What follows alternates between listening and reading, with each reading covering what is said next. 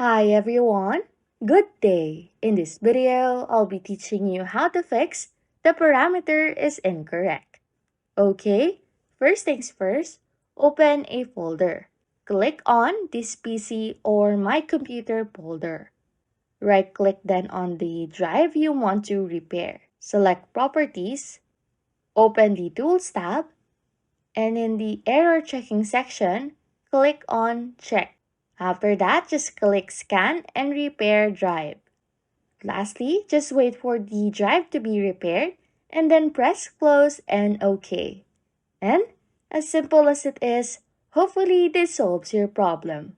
Anyways, if you like content like this, don't forget to subscribe to this channel or comment down below any tutorials you want us to make so we can help you.